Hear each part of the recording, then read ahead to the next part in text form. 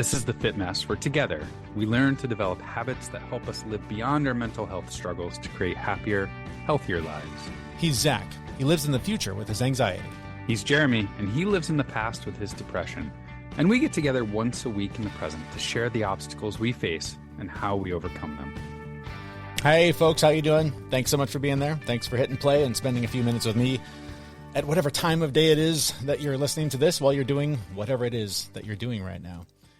Speaking of mental health, I don't know if you're following what's going on with the presidential election, but I imagine that your mental health is not so good these days. I don't even live in the U.S. anymore, and my mental health is being taxed by what's going on between the debates and the multiple assassination attempts and all the nonsense that seems to just dominate the news headlines every single day whenever we come to this part in the election cycle every 4 years or every 2 years, depending on which race you're following. And before you get nervous, no, I'm not here to campaign for anybody. I'm not here to tell you how to vote. I'm not even here to talk about politics. I'm here to talk about how you're talking about politics with your friends and loved ones and with the random people online that you're probably engaging in pointless Facebook debates with, even though neither one of you are going to change your perspectives. I bring this up as someone who left the U.S. 3 years ago and has zero regrets about it. I love living in Canada. It's a wonderful place. But I still follow what's going on back home because so many of my loved ones live there and have to deal with the outcome of whoever the next president is and the various races. And that trickles down to the rest of the world because of the position that the U.S. holds politically around the globe. But I bring this up also because I was scrolling through Facebook the other day and someone that I know basically posted something about how they're still undecided. They don't know who they're going to vote for, despite all of the evidence that both candidates have put out there for why they're the best person for the job.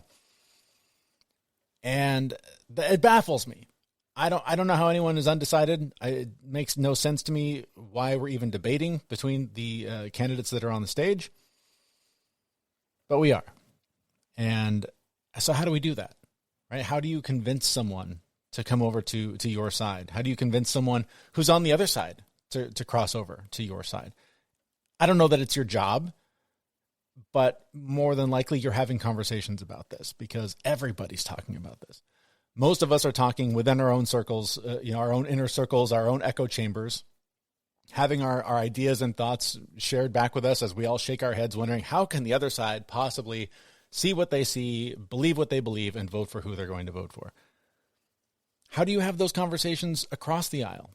How do you have those conversations with the people in the middle that are undecided, that don't know what to do, that are just torn, perplexed, have no idea who the right person is to vote for?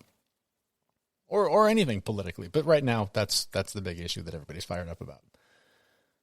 So I don't know. I don't know the answer. I know that, for me, the more that I go into it with a little bit of curiosity, a little bit of compassion, a little bit of openness, willingness to hear and understand their perspective is key.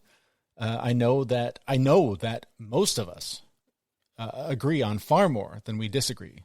And it's, the headlines that trick us into thinking there's this huge division. But for the most part, we all want good jobs. We want to be able to raise our kids safely and not have them murdered just because they went to math that day. We don't want to pay a ridiculous amount of taxes, but the ones that we do pay, we want, the police to show up when they're supposed to and the roads to be paved and, and social services to be what they're supposed to be. But it takes a lot of arguing and debate to find that murky middle that so many of us have our backs to.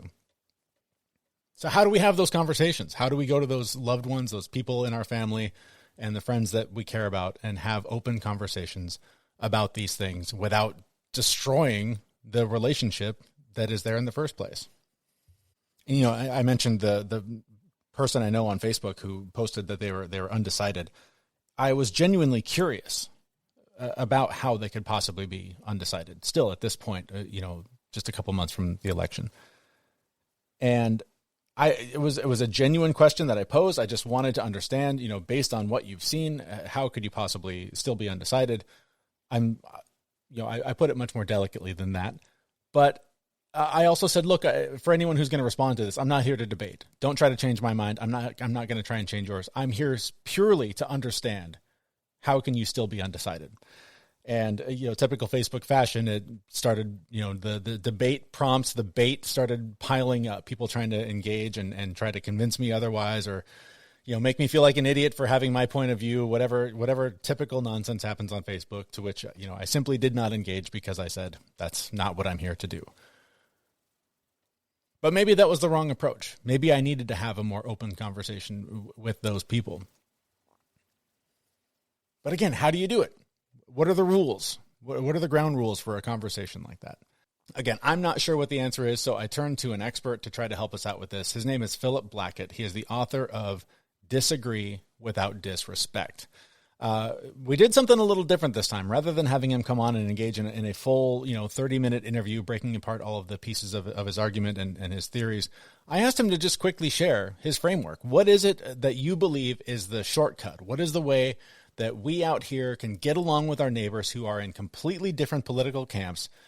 What can we do to break down those walls? And even if we can't convince our political opponents to see things differently, or even if we can't convince the undecided voter to get off the fence and get on board with us, how can we have those conversations, but then end them with, sharing a beverage? It's still being friends, playing basketball, going to play golf, whatever you're going to do. How do we break down the fear and the walls between us so that even when we disagree, we can still find ways to be friends, be friendly, be cordial, and continue to just live in society? Because we're never all going to agree, but we're all always going to have to share space. So what's the trick? I don't know, but I asked Philip to send us a message to share with you what he believes are the 5 steps you need to be able to disagree without disrespect. Do you remember the days when we had to be careful when we discussed religion, politics, and money with other people? Today, with so much polarization in our world, we're more hesitant to share a different viewpoint on any issue due to fear of being isolated from our loved ones, condemned or cursed out on social media, or even unfriended. Whether it's dealing with our favorite sports teams, stuff at work, or the next presidential election, we can't be fearful on how we engage with one another when we have different views. Such a fear can mess up with our mental health as men. So I'm on a mission to change that by reintroducing the rules of engagement that we've lost. My name is Philip Blackett, and I'm the author of the book Disagree Without Disrespect: How to Respectfully Debate with Those Who Think, Believe, and Vote Differently from You. And I want to help you and your audience, especially us as men, build a necessary communication skill set for living a more fulfilling life while also healing our strained relationships.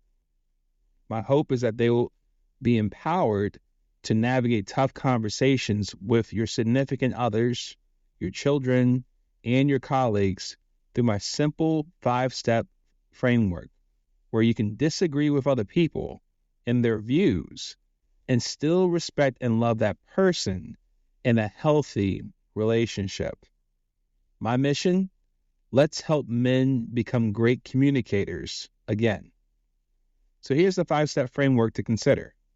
Number 1, separate the idea or belief from the identity of the believer. Number 2, you can dislike the idea or belief and love the believer. Number 3, debate the idea at hand primarily on its merits, meaning no name calling, no over-emotional responses, no silencing or disrupting, no rudeness of that matter. Just focus on the facts, the logic, the data, the merits of the issue at hand. 4, when that debate is finished, show good sportsmanship, just like you did in sports. When you finish the game, win or lose, good game, shake hands. That applies here too, regardless of the outcome of the debate, whether you change sides or the other person change sides or neither of you change sides, right? And number 5, appreciate and love the believer after the debate. Respect his or her views afterwards and open yourself up to further learning. So maybe you can have a conversation afterwards over a bite to eat, or maybe over your favorite drink. Want to learn more, like, hey, let's dig a little bit deeper. I just want to learn more about where your perspective is, and vice versa. Something that's often not done in the times we live in today.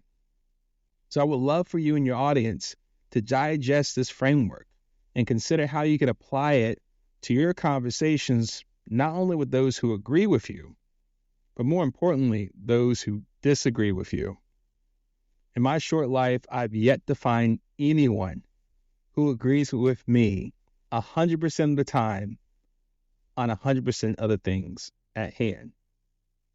And I'm sure that's the same with you. No one you know is likely to agree 100% on everything that you have a viewpoint on.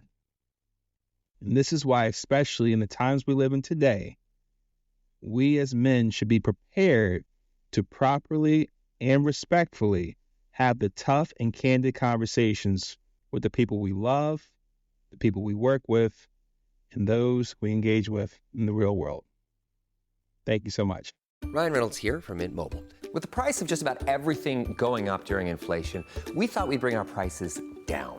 So to help us, we brought in a reverse auctioneer, which is apparently a thing. Mint Mobile Unlimited Premium Wireless. How to get 30, 30, bit to get 30, bit to get 20, 20, 20, bit to get 20, 20, bit to get 15, 15, 15, 15, just $15 a month? Sold! Give it a try at mintmobile.com/switch. $45 upfront payment equivalent to $15 per month. New customers on first 3-month plan only. Taxes and fees extra. Speed slower above 40 gigabytes. See detail. All right, that was Philip Blackett. Thank you so much for sending that in over for us there, Philip. The name of the book, again, Disagree Without Disrespect. Links to that are in the show notes for this episode. Just kind of going through those step by step a little bit, one by one, separating the idea from the person. Sometimes a lot easier said than done. Step 2, dislike the idea, still love the person. That's what I'm getting at here. Like, there are so many of my neighbors where I live now in Canada where we have very different political ideas, but we're able to hang out. Go out to a bar and get dinner, and go out and like just share, going to concerts together. Like, we do fun things together, but politically we're very different. And that's not something that I feel like when I lived in the States was all that easy. Step 3 is a little tricky when you're talking about sticking to the facts, because everyone has different versions of facts these days. So I wish you luck on that one. That one's a little tough, but stick to the facts, the impartial ones, not the one from your left-wing article or your right-wing article, the things that are, generally mutually agreed upon as much as possible. Step 4, I like this. If you are gonna debate, the good old good game, high five, good game on the way out, just to show respect for the person for showing up and sharing their perspective. And and step 5, just continue the conversation without it being the conversation. Go get dinner with that person. Go hang out with that person. Go shoot some hoops and talk about their lives. Talk about your life. Like, try to share the perspective that you bring to these arguments, so that people understand that it's not so much about scoring points as much as it's about wanting policies that reflect the kind of country you want to live in. And this is all so hard, because keeping emotion out of something like this, it's something that's so important. I think it really is. I think it is so important, because I remember when I was young, politics was boring. It was all policy. Everyone basically agreed on the same thing, but they argued over how to pay for it or how much to pay for it. Now we have different versions of reality on the ballot, and how you don't get angry when someone just doesn't see reality as you see it takes a lot of effort and a lot of practice. So be patient, breathe through those debates, try to stay calm. Or there are going to be those folks who you just know you are not going to convince them. There's no way to do it. And that's when you come back to the idea of controlling what's within your control. You don't have to debate with people who you disagree with. You can have conversations, try to keep it mellow. But at least for me, I don't go into those situations trying to win a battle. I go in trying to understand, bringing curiosity about how they see the world, so that I can at least understand why they would cast a vote the way that they would. That's my approach. I don't know if it would help you, but I know that the next couple of months are going to be even harder to have these conversations, and potentially in the months that follow up until January. And then, the cycle starts all over again. I hope this has been helpful. I know it helps me to just talk about these things out loud, to share with you what I'm dealing with. And, again, I'm finding myself scrolling all the social media and reading all about all the updates and checking polls and who's going to win, who's in the lead. How did the last thing affect the poll numbers? It's a lot, man. So maybe the best advice right now is to try to just do less of that too, especially if you've already decided, because unless you're out there knocking on doors and trying to convince people to vote your way, there's not much else that's within your control. So I wish you and your side luck. I hope that the best outcome and the one that I want is the one that we see in November. And we'll leave it there. Again, the links to my guest, Philip Blackett, are in the show notes for this episode. I appreciate you taking some time to spend with me to talk about how to have better conversations, to be able to disagree without disrespect. That's going to do it for this episode. We'll be back in just a few days with another episode here at thefitmess.com. Thanks for listening. We know this podcast is amazing and it doesn't seem to lack anything, but we need a legal disclaimer. Prior to implementing anything discussed in this podcast, it is your responsibility to conduct your own research and consult your physician. You should assume that Jeremy and Zach don't know what they're talking about, and they're not liable for any physical or emotional issues that occur directly or indirectly from listening to this podcast. Ryan Reynolds here from Mint Mobile. With the price of just about everything going up during inflation, we thought we'd bring our prices down. So to help us, we brought in a reverse auctioneer, which is apparently a thing. Mint Mobile Unlimited Premium Wireless. How to get 30, 30, bit to get 30, bit to get 20, 20, 20, bit to get 20, 20, bit to get 15, 15, 15, 15, just $15 a month? Sold! Give it a try at mintmobile.com/switch. $45 upfront payment equivalent to $15 per month. New customers on first 3-month plan only. Taxes and fees extra. Speed slower above 40 gigabytes per detail.